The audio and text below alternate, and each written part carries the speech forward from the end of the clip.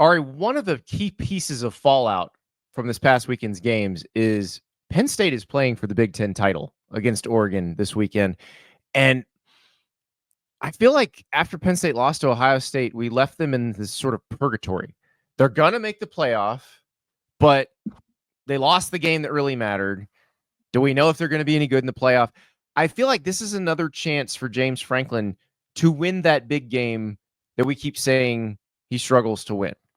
And also, too, if they lose, there's no penalty. Right. Seating. It's house money. Yeah, you get to play with house money.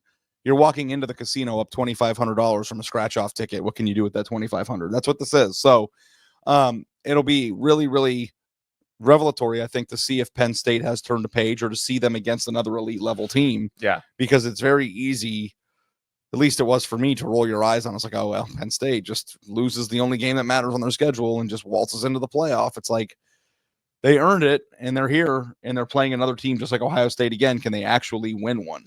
Yeah. Or if they lose, can they still win one in the playoff? Because it's like this to me, it's like, lose this one. Don't lose at the first one of the playoff. Yeah, but win this one and you get a bye, Mm-hmm.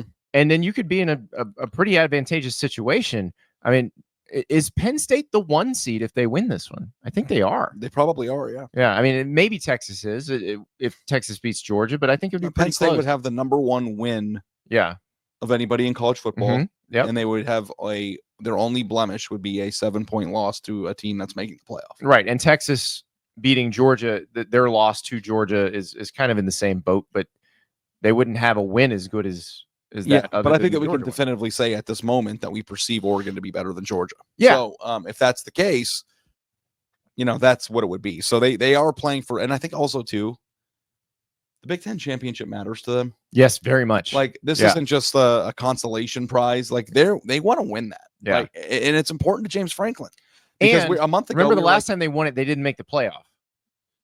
That's right. I mean, think about where we were a month ago with this team. Mm-hmm. Penn State arguing with some random fan on his way into the tunnel. It's like, oh God, this guy's washed. Everybody wants him fired, all this stuff. And it's like, it's a pretty big resurgence. Now, Penn State is probably here more as a result of circumstance than they are of the hard way. But that doesn't matter in the sport. You get there and you have an opportunity to do something. And think about it. I mean, forget a month ago. 8 days ago, in the fourth quarter against Minnesota, when the game is very much in doubt. Now, I will say, like I said last week, I loved the aggression of James Franklin at the end of that game. I don't know that I would have gone fake punt where he did. I might have wanted my offense on the field, but still, it was James Franklin, and he said it after the game, winning the game on his own terms, or on Penn State's terms, which I thought, if like we learned anything from Michigan and Ohio State yesterday, like that's how you have to play. Yeah. And so if that's how he's going to go into this game against Oregon, I think that's going to be a lot of fun. And then we saw them blow the doors off of Maryland on Saturday, which was, listen, Maryland's not as good as Penn State. That's fine. But that was Penn State looking like it's supposed to look, even at the end with James Franklin emptying the bench and having to defend emptying the bench. Let's see that video. Yeah, I get it, right? At the end of the game, we throw a touchdown. I get it. But a couple things I will say. My job is to put the 3s and 4s in the game. But when the 3s and 4s get to go in the game, they get to play football. Those guys deserve to play football. Your 1s are in the game. You were trying to score. We're trying to score. On top of that, you're playing cover 0. If you don't want, play cover 2. So I'm good with it. And on top of that, there's also a change in college football.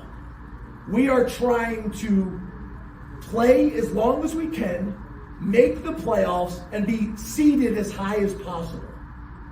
And scoring as many points and a point differential matters. All that matters. And if you don't get that, it's really not my problem. I don't think that's a new concept of college football, by the way. That was actually more important during the BCS era. Yeah. All that point differential and stuff. Well, he did kind of contradict himself in the middle of it. It's like, we put our 4s in, so we're going to let him, like, yeah. Are you just running it up or are you putting your 4s in? See, like, now I agree with him. Yeah, what he should have said is, we might need some of those 3s and 4s because we expect to play a lot of games. Yeah, right. No, I mean, if you're, there are 2 things that are soft to me. There are a lot of things that are soft, but the 2 things that are like topical that are soft is running up the score. Just stop them if you don't like it. And if you're playing their third teamers and their third teamers are scoring on you, that is a you problem. I think that it's soft to be a baby about the other team running up the score. That's a you problem. That's soft. And I also think the flag planting thing, getting upset about that, soft. Yeah, but, losing at home, also a you problem. Yeah. So, but I'm 100% with James Franklin. You know what, man? Be the villain. Yes, embrace it. Do it. Maybe that's all he needed. I mean, I do think that maybe it's possible that fake punt 2 weeks ago is unlocking a new aggressive, different James Franklin. Well, think about this. And then maybe that's what they need. If we get that James Franklin against the Dan Lanning we've always known and loved, that game's going to be amazing. Yeah, I mean, I still have my doubts about whether or not Penn State's offense is good enough to score a bunch of points against really good defense. They didn't just grow a bunch. Build of the whole really plane out of Tyler Warren. Build the whole plane out of him. Wake up and add Calvin Johnson to their lineup. They don't have good receivers this year, and that's going to be a problem when they get into the domes or in the away games. But they are a very good football team that earned their spot in the playoff. The thing that I resented about Penn State was that they couldn't beat Ohio State or Michigan, and that they were just going to get in anyway because everybody gets in. No, they got in the real way. They would have a real chance to get into the 14 field this year. Go prove us wrong. Go play well. Go be the villain, James Franklin. Go fake punt it and do things to give your team an opportunity to win. And you know what?